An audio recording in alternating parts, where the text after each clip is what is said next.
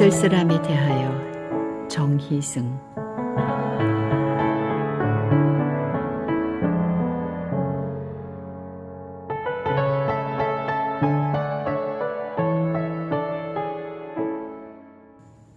시대에 따라 정서도 변하는 것 같다. 기분이나 감정 등을 표현하는 몇몇 낱말의 쓰임을 살펴보다가 문득 그런 생각이 들었다. 가령 옛 글을 읽다 보면 시름이란 단어가 자주 눈에 띈다. 하지만 현대인의 글 어디에서도 이를 발견하기 어렵다. 몇십 년 전까지만 해도 편지나 일기장에 힘을 주어 꼭꼭 눌러 썼던 그리움이란 단어는 어떤가. 통신 기술이 눈부시게 발전한 요즘 이 낱말을 사용하려고 하면 왠지 멋쩍고 낯이 간지럽다. 빨간 우체통이 거리에서 자취를 감추는 날, 이 역시 쓸 일이 없어질지도 모르겠다. 내 생각인지 몰라도 쓸쓸함도 이제 서서히 퇴장하는 단어가 아닌가 싶다. 반면 절망, 고독, 소외 등은 오늘날 언중에게 많은 사랑을 받고 있다. 언어는 시대를 반영한다는 말이 맞긴 맞는 모양이다. 쓸쓸함에 대한 나의 그런 판단은 순전히 경험에서 우러나온 것이다. 얼마 전에 가을을 소재로 한 글감이 필요해 기억을 더듬어 보았으나 쓸쓸하다고 느낀 순간이 좀처럼 떠오르지 않았다. 나의 일상에서 쓸쓸함의 행방이 참으로 묘연했다. 호기심이 발동하여 최근 몇 년간 쓴 일기를 꺼내 샅샅이 훑어보았다. 딱 한 군데 눈에 띄었다. 아, 얼마나 반갑던지. 기분이나 감정은 존재의 살갗과 밀접한 관련이 있다. 자신이 처한 환경이나 외부 자극에 따라 수시로 마음의 기상도가 변하므로 이 살갗은 매우 연약하고 민감하다. 기쁜 소식, 좋은 평판, 어려운 상황의 호전, 이웃의 환대 등으로 존재가 환하게 빛나기도 하나 살다 보면 이 살갗의 무시로 크고 작은 상처를 입게 마련이다. 산전수전 겪은 사람만이 삶이 결코 만만하거나 호락호락하지 않다는 걸 잘 안다. 우리는 늘 이 상처 때문에 신음하고 괴로워한다. 그런데 상처와 연관이 있다고 단정하기에는 아리송하고 애매모호한 감정도 있다. 외로움이나 쓸쓸함이 그런 예이다. 이 둘은 결정적인 타격을 받지 않고 은연중에 조성된 거라 그 판단이 매우 까다롭다. 알다시피 상처란 부상한 부위 또는 어떤 힘에 의해 해를 입은 흔적을 말한다. 그런데 외로움이나 쓸쓸함은 미약한 통증 같은 것을 느끼면서도 그 원인과 결과를 명확히 파악하기 어렵다. 존재의 살갗이 비밀리에 쓸리거나 달아갈 때 느끼는 이런 감정? 이런 것도 상처에서 생성된다고 말할 수 있을까?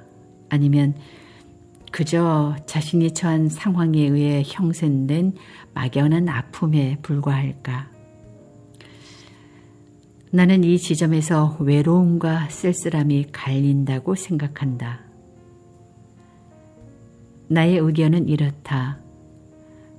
외로움의 경우에는 존재의 살갗의 표면 장력과 구심력이 작용한다. 그래서 바람에 갈수록 여유어가는 이슬이나 흐르는 물살에 점점 동그러지는 조약돌과 같이 미세한 상처들을 감쪽같이 내속해버리는 경향이 있다. 어떤 상흔도 보이지 않으므로 상처와 무관하다. 이를테면 긁으면 아프고 그냥 두면 가려운 솔다의 의미와 유사하다. 반면 쓸쓸함의 경우에는 발산력과 원심력이 작용한다. 억새와 쑥부쟁이가 부산스레 흔들리는 언덕에 서 있는 돌미륵이나 쌀이비에 쓸린 너른 마당과 같이 외부의 힘에 의해 침식된 질감을 밖으로 고스란히 드러낸다. 그러므로 아무렇지 않은 척 가장하거나 숨길 수 없다. 쓸쓸함은 상처, 다시 말해 찰과 상과 관련이 있다. 쓰라리다 또는 쓰른 쌀에서 쓰른의 의미와 멀지 않다. 일기를 덮으며 곰곰 생각해보니 쓸쓸함에는 여러 요인이 복합적으로 작용하는 것 같았다. 그 요인들은 나름대로 꼼꼼히 따져보고 나서야 왜 쓸쓸함을 느낄 기회가 그렇게 적은지 이해하게 되었다. 그것은 결코 일상에서 추방해야 할 부정적인 정서가 아니었다. 지금이야말로 삶의 행간에 극히 드물게 찾아오는 쓸쓸함의 가치를 재평가해야 할 시점이 아닌가 한다. 어쩌면 이제 천금처럼 아껴야 할 것인지도 모른다.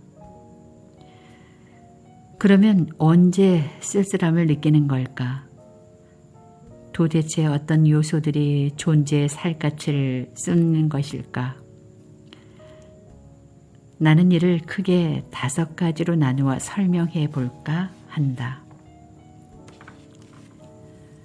무엇보다도 존재는 온도, 특히 차가움에 쏠린다. 쓸쓸하다는 쌀쌀하다의 반개혈족이다. 쌀쌀하다의 큰 말이면서 외롭고 적적하다라는 유전자가 다른 의미도 품고 있으므로 쓸쓸함은 쌀쌀함의 이웃에 산다. 참고로 쌀쌀의 어원은 쌀쌀한 바람을 뜻하는 터키어의 사르사르와 연관이 있다고 한다. 쓸쓸함에는 차가움, 바람, 그리고 적적함의 이미지가 내포되어 있음을 알 수 있다. 그래서인지 봄이나 여름보다는 가을이나 겨울에 잘 드러난다. 또 존재는 텅 빈 공간이나 지평에 쏠린다. 외따로이 홀로 있을 때 또는 모든 관계가 끊겼다고 느낄 때 새삼 자신에게 주어진 공간의 크기를 지각한다. 이때 불현듯 외로움이 찾아든다. 이 공간이 넓게 느껴질수록 외로움도 커진다. 사실 우리는 실로 먼 거리에 둘러싸인 존재다. 요컨대 세계 속에서 산다. 그런데도 언제부터인지 광활한 삶의 지평을 잃어버렸다. 아니, 의미와 실존의 바탕이 되는 지평을 거의 의식하지 않는다. 좁은 곳에서 법석을 떨며 복대기며 살아가는 도시인의 어쩔 수 없는 숙명일까. 여하튼 광막한 공간에 쓸리면 외로움 외에도 세계에 던져진 왜소하고 나약한 인간 본연의 모습이 저절로 드러난다. 내가 보고 있는 밀레의 그림 만종이 분위기가 다소 쓸쓸하게 느껴지는 것도 이 때문이라. 나는 지금 만종 사진을 컴퓨터 화면에 열어놓고 찬찬히 들여다보고 있다. 쓸쓸함에 미치는 공간의 영향을 객관적으로 확인하고 싶어서다. 들 한가운데에는 고개를 숙이고 삼중 기도를 드리는 부부 남편은 모자를 벗어 배에 가볍게 대고 있고 아내는 두 손을 가슴 앞에 정성스레 모으고 있다가 서 있다. 노을이 물든 하늘에 철새가 날아가는 것으로 보아 가을 어느 날 황혼 무렵임을 알겠다. 대지에 꽂힌 쇠스랑, 감자가 든 바구니, 그리고 손수레가 그들 주위에 보인다. 세로 방향으로 화폭의 3분의 2쯤 되는 곳에서 들이 끝나는데 그 지평선의 중앙 부근에서 교회 종탑이 희미하게 빛난다. 은은한 교회 종소리가 들을 가득 채우고 있는 듯하다. 모르긴 해도 이 목가적인 풍경은 자연주의자인 밀레가 자신의 의지와 노력으로 발견한 결과물은 아니었을 것이다.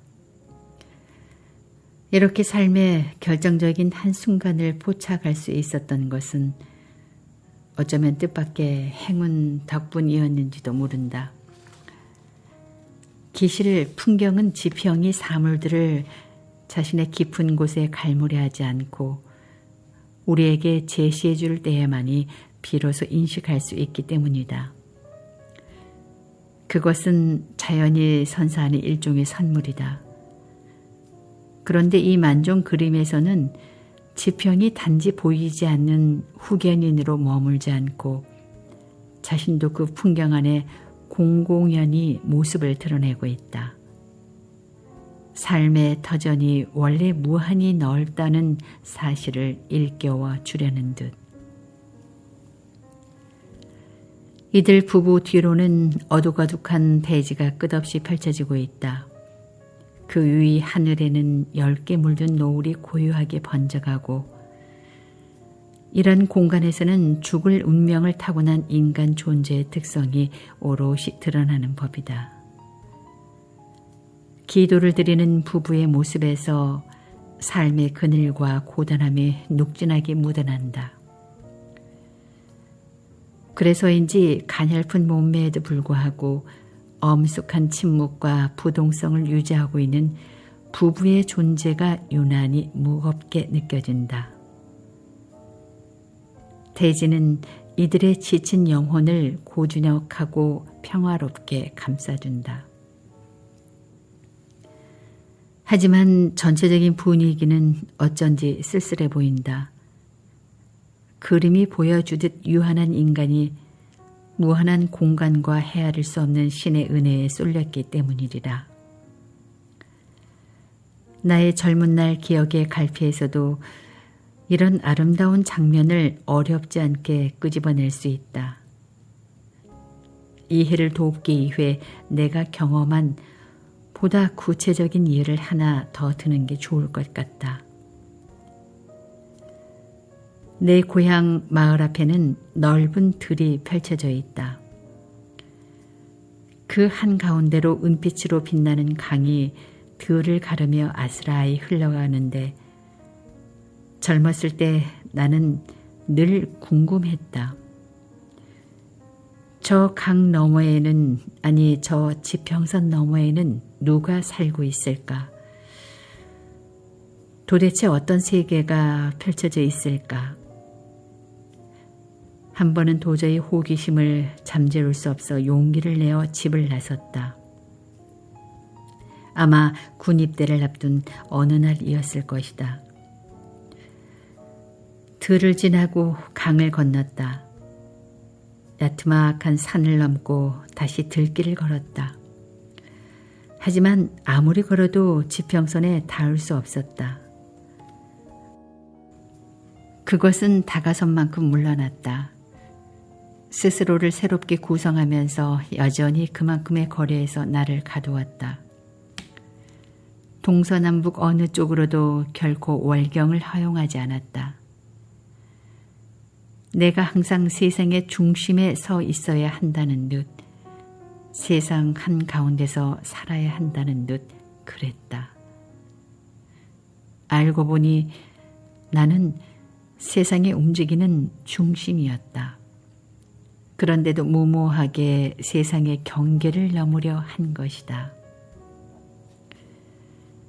그때는 몰랐지만 한참 세월이 흐른 후에야 그것은 나 같은 범속한 인간은 결코 넘을 수 없는 신성한 선이라는 것을 깨닫게 되었다.